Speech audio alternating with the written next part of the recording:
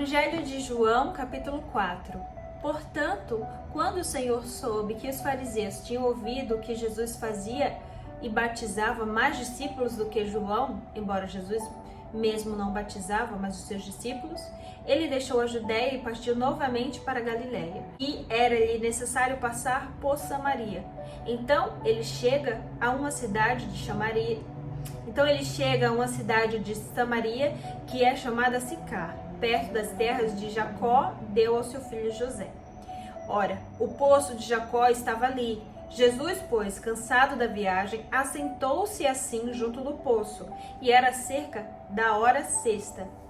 Então, vindo uma mulher de Samaria para tirar água, disse-lhe Jesus: Dai-me de beber, pois os seus discípulos tinham ido à cidade comprar alimento.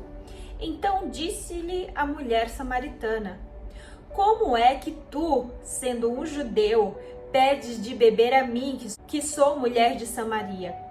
Porque os judeus não se relacionam com os samaritanos. Jesus respondeu e disse-lhe: Se tu conheceras o dom de Deus, e quem é que te diz, dai-me de beber, tu lhe pedirias, e ele te daria água viva. E disse-lhe a mulher: Senhor, tu não tens como tirar água do poço, onde, pois, tens água viva?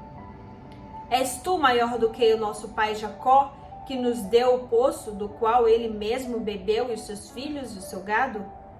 Jesus respondeu e disse-lhe: Qualquer que beber desta água terá sede novamente, mas aquele que beber da água que eu lhe der nunca terá sede.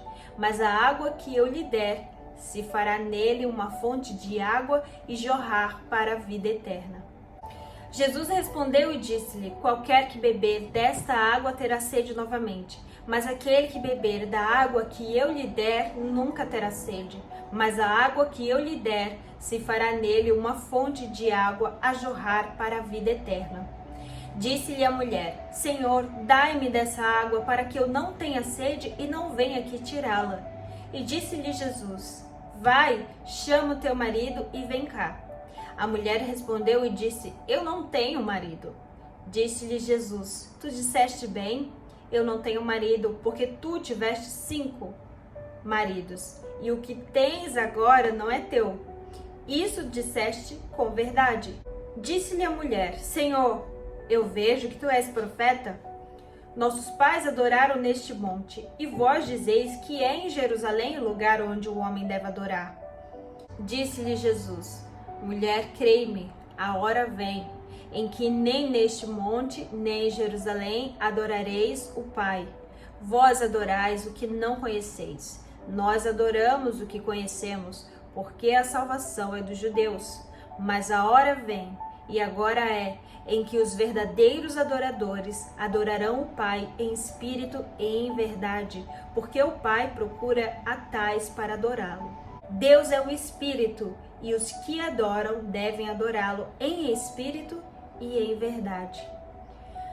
A mulher disse-lhe: Eu sei que vem o Messias, que se chama o Cristo. Quando ele vier, nos anunciará todas essas coisas. Jesus disse-lhe: Eu sou o que falo contigo. E nisto vieram os seus discípulos e maravilharam-se de que ele estivesse falando com uma mulher. Todavia, nenhum homem estivesse falando com a mulher. Todavia, nenhum homem lhe disse: O que procurais, ou por que tu falas com ela? A mulher então deixou o cântaro e foi no caminho da cidade. E disse aos homens: Vinde e vede, um homem que me disse todas essas coisas que eu tinha feito. Não é este o Cristo? Então eles saíram da cidade e foram até ele. Enquanto isso, os seus discípulos lhe suplicavam, dizendo: Mestre, come.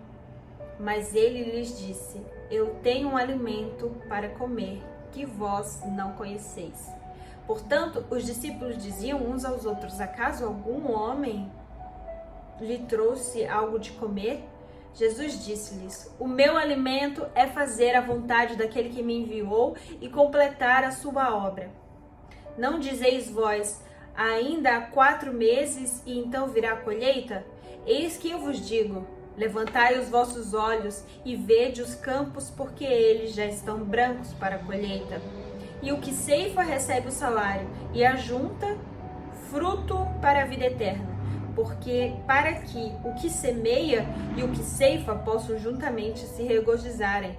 Porque nisto é o verdadeiro ditado: um é o que semeia e o outro que ceifa. Eu vos enviei a ceifar onde vós não trabalhastes. Outros homens trabalharam e vós entrastes no seu trabalho. Muitos samaritanos daquela cidade creram nele por causa das palavras da mulher. E ele me disse tudo o que eu tinha feito. Assim, então, os samaritanos foram até ele e pediram-lhe que ficasse com eles. E ele ficou ali 2 dias. E muitos mais creram por causa da sua própria palavra. Diziam à mulher: já não é pelo que disseste que nós cremos, porque nós mesmos o temos ouvido e sabemos que este é verdadeiramente o Cristo, o Salvador do mundo. Ora, após os seus 2 dias, ele partiu de lá e foi para a Galileia, porque Jesus mesmo testificou de que um profeta não tem honra na sua própria terra. Quando ele chegou a Galileia, os galileus o receberam, porque viram todas as coisas que fizeram em Jerusalém no dia da festa. Porque também eles foram à festa. Assim Jesus veio novamente a Caná da Galileia, onde ele d'água fizera vinho, e havia ali um nobre cujo filho estava enfermo em Cafarnaum. Ouvindo este que Jesus vinha da Judeia para a Galileia, foi até ele e pediu-lhe para descer e curar o seu filho, porque já estava à morte. Então Jesus disse-lhe: se não virdes sinais e maravilhas, não crereis. O nobre disse-lhe: Senhor, desce antes que o meu filho morra. Jesus disse-lhe: vai pelo teu caminho, teu filho vive. E o homem creu na palavra que Jesus lhe disse, e ele foi pelo caminho. E enquanto ele descia, saíram-lhe ao encontro seus servos, e lhe contaram, dizendo: o teu filho vive. E perguntou-lhe, pois, a hora em que começara a melhorar. E disseram-lhe: ontem, às 7 horas, a febre o deixou. Assim, o pai reconheceu que foi na mesma hora que Jesus dissera: o teu filho vive. E creu ele e toda a sua casa.